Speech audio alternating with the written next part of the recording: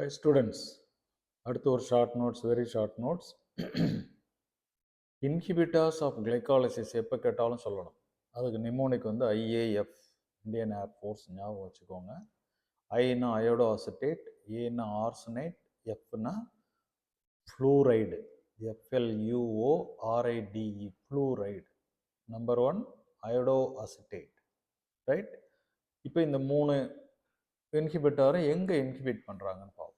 உங்களுக்கு glycolysis steps எல்லாம் தெரியும். மொத்தம் 10 ஸ்டெப்ஸ் இருக்குது. அதில் அயோடோ அசிட்டேட் வர ஸ்டெப் வந்துட்டு 6வது step.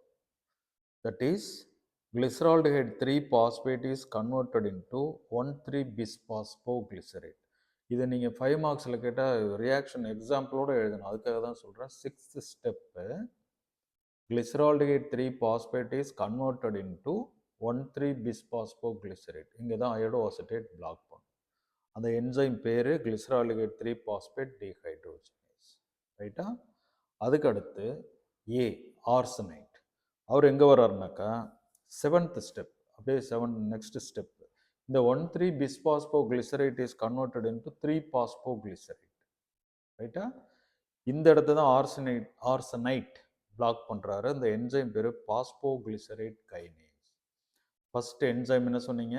glyceraldehyde 3-phosphate dehydrogenase. 7th ஸ்டெப்போட enzyme பேர் பாஸ்போகிளிசரேட் கைனேஸ். ஓகேவா? 3வது ஆர்சனைட், ஃப்ளூரைடு, ஐஏஎஃப், ஃப்ளூரைடு. இந்த ஃப்ளூரைடு வந்துட்டு 9th ஸ்டெப்பில் வராரு. அவர் எதை பிளாக் பண்ணுறாருன்னா conversion of 2-phosphoglycerate to phosphoenol pyruvate.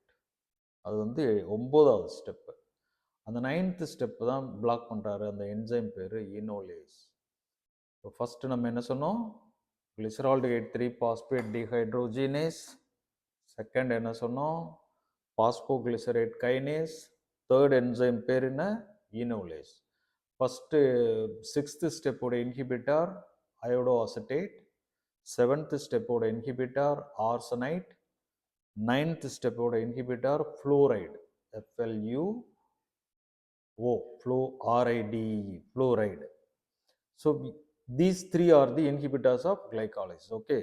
Next one is sometimes arsenite and mercuric ions react with the sulfhydric groups of lipoic acid and inhibit pyruvate dehydrogenase and will develop lactic acidosis.